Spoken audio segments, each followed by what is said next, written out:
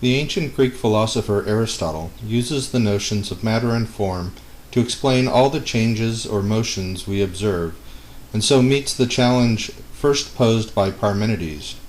He distinguishes between two kinds of change: accidental change, where a new accidental form comes to be in a substance which continues to be, or remains the same, and substantial change, where a substance is generated or corrupted, and a new substantial form comes to be in the matter of a prior substance.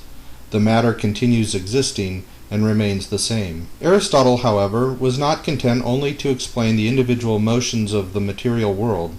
He also sought to explain the motions of the whole world, and collectively of all the motions within the world.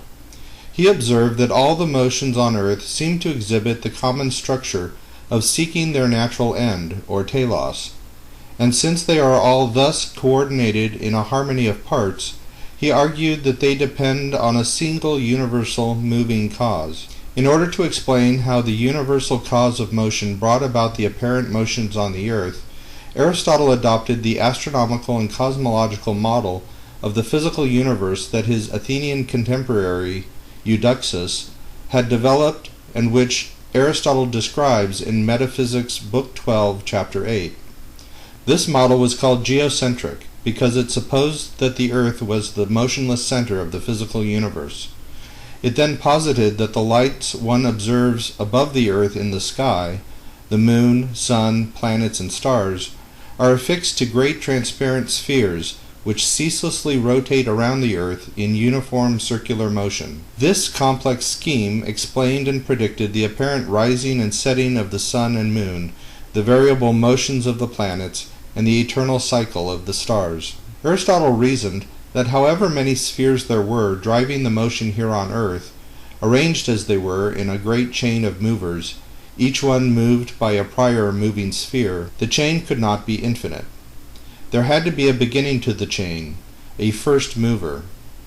So because this first mover moves other things, starting with the outermost sphere, it is actual.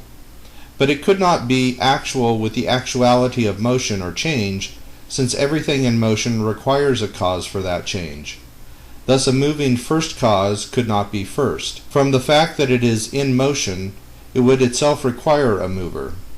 Moreover, if all physical beings are subject to motion and change, the first mover is not changing, and so is not physical, but nevertheless active with a non-physical actuality. There had to be a first unmoved mover, Aristotle argued, which is immaterial and which is most actual, with the greatest kind of actuality. For Aristotle, the greatest kind of actuality there was the act of thinking, and so the first unmoved mover was thinking, and if the greatest of thinking, it was thinking about the greatest object of thought, which of course would be itself. Thus Aristotle describes the unmoved mover as thought thinking itself, and he calls it God. It causes all the motion, change, generation, and corruption on the earth by initiating and sustaining the motion of the celestial spheres, which transfer their motion and actuality down to earthly movers. And being the fullness of actuality which every other motion is striving for, it acts as the ultimate end, or telos, toward which every moving thing moves.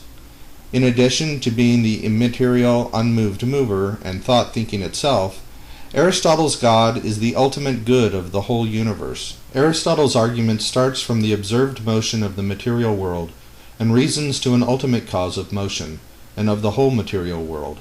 He further identifies this cause as the single immaterial God, the ultimate good of everything. This argument would be hugely influential for the rest of the history of Western philosophy, as it would be taken up by Jewish, Muslim, and ultimately Christian philosophers in the Middle Ages to support their religious faith.